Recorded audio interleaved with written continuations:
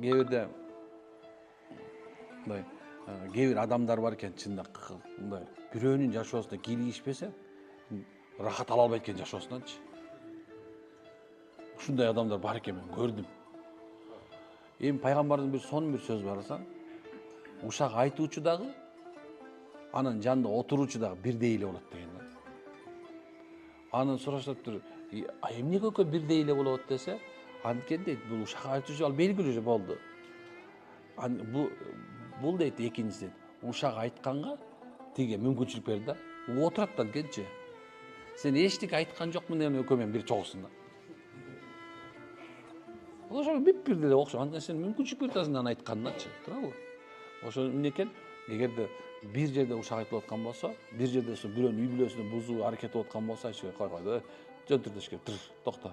Ал сенин катының эмес, сенин күйөөң эмес деш керек. Түшүндүңбү? Мага